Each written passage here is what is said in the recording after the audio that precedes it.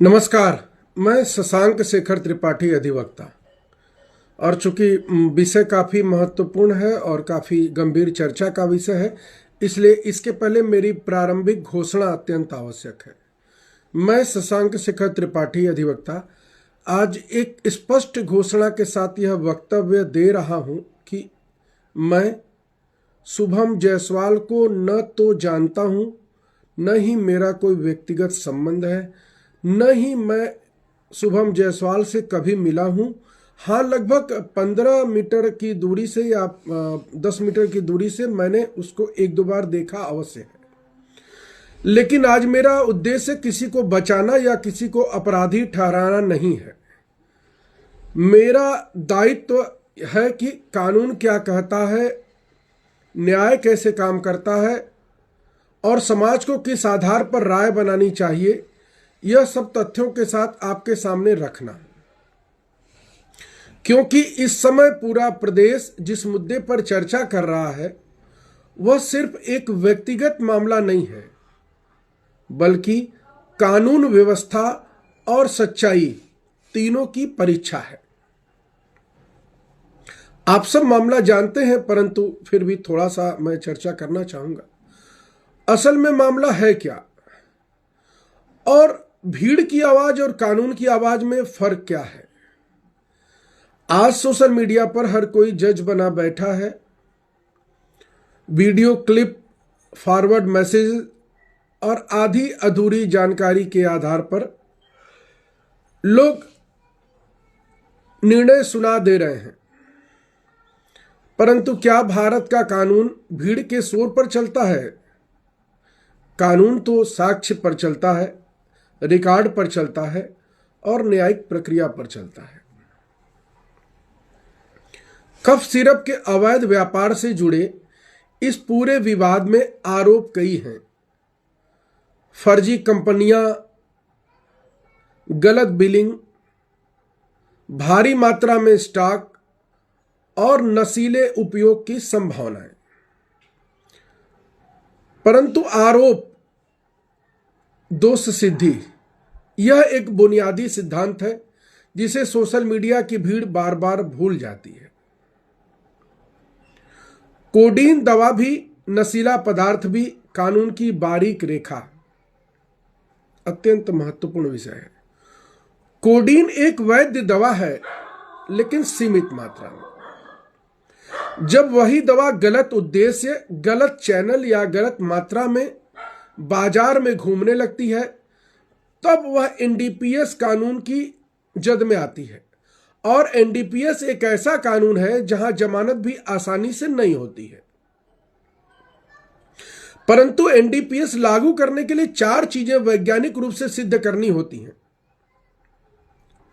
पहले तो जिस विषय पर चर्चा हो रही है उसका कब्जा स्पष्ट रूप से साबित हो, फिर उसके बाद कब्जा जानबूझकर किया गया हो या उस चीज को जानबूझकर अपने पोजीशन में रखा गया हो, कॉन्शियसनेस पोजीशन हो, मात्रा एनडीपीएस की सीमा से बाहर हो, जो मात्रा एक्ट में लिखी गई है, दुरुपयोग का उद्देश्य सिद्ध हो।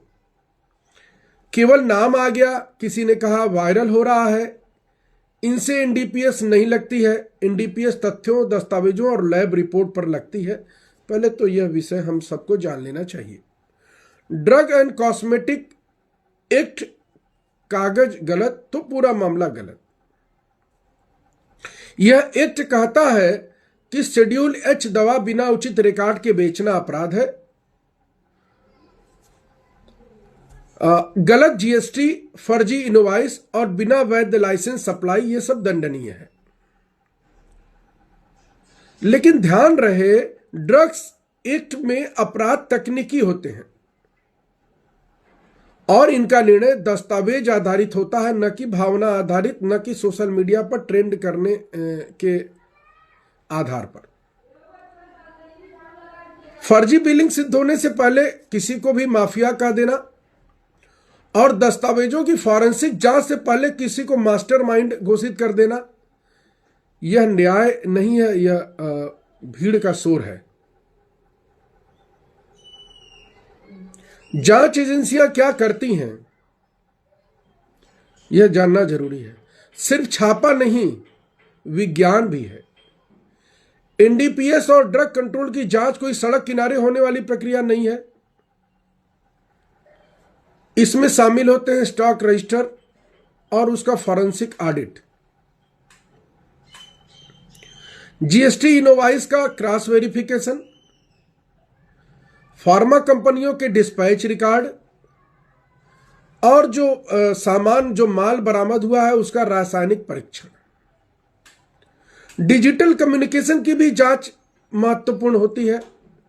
बैंकिंग ट्रांजैक्शन और मनी ट्रेल जांच एजेंसियां अपनी कार्रवाई निश्चित तौर पर करेंगी, परंतु निर्णय अदालत देगी, सोशल मीडिया नहीं। सोशल मीडिया ट्रायल, मुझे लगता है कि वर्तमान समय में सोशल मीडिया ट्रायल वर्तमान की भारतीय न्याय व्यवस्था में सहयोगी न होकर असहयोगी की भूमिका अदा कर रहा है। हर हाई प्रोफाइल मामले में एक बीमारी देखने को मिलती है। सोशल मीडिया पहले निर्णय कर लेता है और जांच बाद में शुरू होती है। हम को अगर सोशल मीडिया के माध्यम से बोलने का अधिकार मिला है तो प्रिजम्पशन ऑफ इनोसेंस एक कानून का मौलिक सिद्धांत है, हमको उस विषय पर भी सोचना चाहिए।